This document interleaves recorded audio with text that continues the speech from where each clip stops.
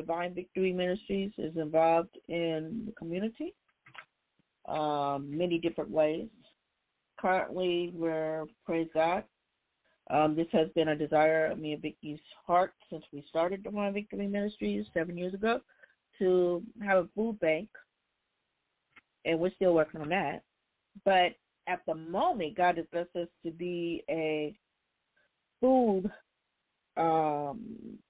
bank distributor, we should say. So that's one of our programs where we're partnering with Collins Neighborhood Association, and we're able to provide food boxes within the community. So we're very happy that we're able to do that until we get our food bank.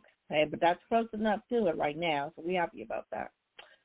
So if anybody is interested and need food, you can give us hit us up on email or on our Facebook page or on our website. Okay. So we've been talking about, on our show, we talk about social issues. And there's different ways that we talk about social issues through the show, Tunnel Vision, through presentations, through workshops, through public speaking, and through books. So we're going to be sharing about Divine by Karen Kingsbury. And we've already did the introduction in chapters 1, introduction in chapter 1. So now we're on chapter 2 through 4, but I'm going to turn it over to my co-host, Vicky, to give us a recap, and then I'm going to go into storytelling about chapters 2 through 4. Miss Vicky is a very good storyteller, as she says that I am too, so that's why we're taking turns. So go ahead, Miss Vicky. Yeah, because the way I tell it, we both compliment each other, but I tell my side differently than she does. But we fulfill each part. You know, like, but I might tell one part and then she fulfills the other part, and we just kind of tag team. However, so we're continuing with the book called Divine by the name of Karen Kingsbury. She's a Christian author. However, she's a practical author. Like her style is very practical, and you can even get lost in her stories. She mentions about, you know, her relationship with God every now and then, but you get so caught up in the story you forget you reading a Christian novel. But yes. So this novel is about domestic violence. I said the name Divine, and basically she dedicated the novel to a lady by the name of Mary Magdalene, who's in the Bible, in the Christian Bible. This woman had a lot of issues, and so the character in her book mirrors kind of Mary Magdalene in the Bible, because Mary in the book, the character in the book, had a lot of issues that she dealt with in her life, but at the point in time, in the part that we're talking about right now, is how she talks about how she overcame her issues, but how she used the things that she struggled with to help other women. And she became successful, but she decided that she wanted to give her life back to the community. She became a social worker.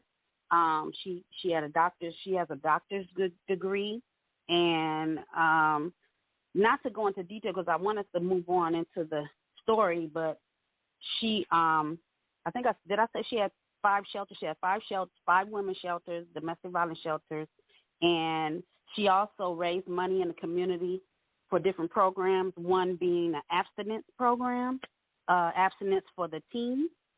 So she was also not only working with the women, but she was working with children, and she was really like a pillar in her own community. Everybody knew about her story and her issues and her triumphs. So she had a lot of support in the community. She was a voice that everyone respected, even the ones that walked on the dark side. Even some of them politicians, politicians sometimes all they worry about is, what they can get out of it, or they just in that realm of policies and yes, procedures or whatever yes. the case may be. But they figure, I guess they let the community deal with the community. So anyway, I'm not going to talk too bad about the politicians. Yeah, but anyway, Miss Nikki. Oh yeah, that's not coming out. Okay. But anywho, she had to go to the politicians to get help, get funding, every so often, and she was pretty persuasive. And it wasn't just words; it was her action as well. And she would usually win them over. And so in the story, it talks about that briefly, and then it even interacts with how she interacts with the community. So getting to the shelter. Did you want to say anything, DJ? No, go ahead. Okay, so once with her shelter, she had staff that would take care of the clients, do the assessment to see what the needs are for each woman that comes through the shelter, and then, they would counsel them while they stayed there because it was a residential shelter for domestic violence victims. Well, some cases she would take them on individually because they would be special cases, special cases that mirrored her own life, and she felt like she needed to spend some time with those individuals. So here's a case in the story that a young lady came in with 2 children, and the lady struggled with suicidal ideation, layman's terms, just thoughts of suicide. Thank you. She had a drug addiction. She also was in an abusive relationship, just to name a few. So she came to the shelter. She knew about it ahead of time, and she was like, oh, I'll go here, and she probably had just thought in her mind, oh, I can go run away from this man who's physically abusing me, but also I can get some rest before I go back on a mission. And so mission meaning she going to go back on the street and using drugs and seeing how she going to get more drugs or whatever the case may be, her lifestyle that she was used to. So anyway, she brought her children there, and she had one thing in mind, like I said, the rest. And as they kind of paint a picture that she kind of wrestled with the thoughts in her head, and she almost left her kids there. She almost ran out the door and left her kids there.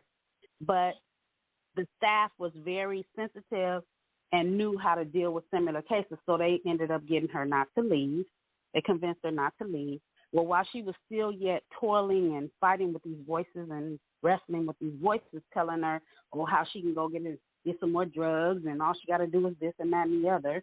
And then the drugs that she can get can cause her to die because it's supposed to be a bad dose or something or another. She ended up meeting Mary. So when she met Mary, Mary's whole spirit, her voice was, and she knew her story. Mary's caused the woman to want to stay. She didn't want to stay at first. She was ready to go. She was trying to figure out how to go. She felt uncomfortable, actually, in that environment. But when she came in contact with Mary, she became interested. She almost felt like she was comfortable when she haven't been comfortable for a long time. And so Mary made a deal with her through the conversation that she would tell her about her story. Like she said, I want to share with you about my story or whatever that you could relate to. And so as Mary began to start sharing the story, she told her, she said, I will tell you my whole story, but you have to promise that you will stay until I finish telling you the story. So it was like, Mary, DJ Dika, I think you can take over from here because I know you're going to go into detail. Yeah, I was so caught up. I was okay. It's my turn. Okay. Thank you. Very good. Because the reason why I say that is because we don't want to go into grave detail because we've already talked about those things. We're just catching people up. And those of you that don't know the ABC 123, the A to Z story of what we're talking about, go and listen to our other podcast that says, what's the title? DJ Dika?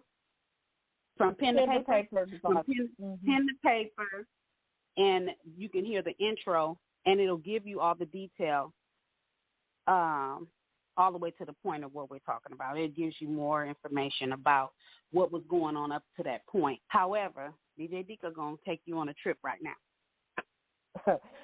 And if for some reason you're not able to listen to our show, please get the book.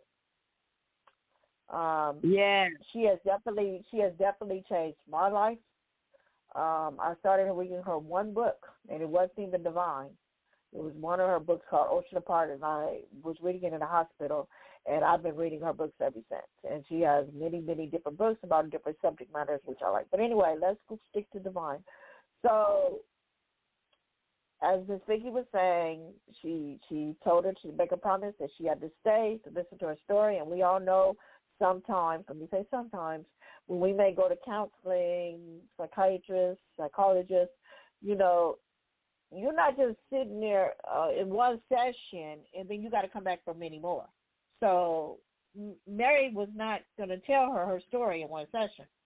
So that was the promise, that she had to come to each session until she finished her whole story, and she had to stay there. So we know that she was at least safe for a little while because she was going to stay there with her children. So anyway, before she went into the room, as Ms. Vicky was saying, she was having her own issues and thoughts. I just want to recap that part. Her thoughts about, you know, I could just leave. I can go give me a fix. My children will be all right. I'll just leave. Somebody will take care of them. And I'm bringing it up to say sometimes when you're going through drugs, because I don't want to, you know, that's not my field, but I'm just going by what I read in the story, that when you're dealing with drugs, most of the time that's all you're thinking about. So at the time, she was torn between that and her kids and all that. So I just want to say, in general, whatever you do in life, it affects your children, whether you believe it or not, and you're thinking they don't see or they don't hear, but they do. Okay, that's a whole other show. So anyway, she begins to share her story. Now, she's already talked to God before she opened her mouth, because we want to share practical stuff, because sometimes when you're talking to people, you got to think about what you're going to say to that person before you say it, because it really affects a person. So sometimes you might have to meditate, you might have to pray before you do that. So she did that. And she asked God to make sure whatever she said to her, that it didn't harm Emma. Is her name Emma? Is it Emma? Yeah. Didn't harm Emma, that it would help her. Hopefully be willing to leave her situation. So Mary begins her story. Mary began to tell her about her grandmother. Her grandmother was very dear to her. She was very, very close to her grandmother. So when she's telling her story, she had been with her grandmother, up until she was 3 years old. And then when she was 3 years old, her mother came and took her. So the reason why she was with her grandmother, because her mother was on the streets, on drugs and prostitution and everything else. So when she was 3, as she's telling the story, when she was 3, her mother came and got her, and then she didn't see her grandmother until she was 10 years old, and that's where the story basically begins. So when she was 10 years old, out in the streets with her mother, not in school, couldn't read, couldn't write, couldn't do none of that. One day, her mother, they're conning, or they're panhandling, and that was Mary's life with her mother, on the streets and panhandling at such a young age. So one day, they're talking, and Mary's mother tells her, okay, we got to do one more job, but we need money. And then after I do this and I pay back what I owe, we're going to go back to your grandmother or my mom's house, and we don't have to worry about this anymore. And I don't want to go to your grandmother's house without not being able to pay my, what is the word I'm looking for? Pay my way. After this job, we'll be able to go back. We can pay my debt. Yes, so pay my way in my mother's house, at her grandmother's house. and I have to pay a debt to somebody. And after we do this, then we can go get a big house, and then you can go to school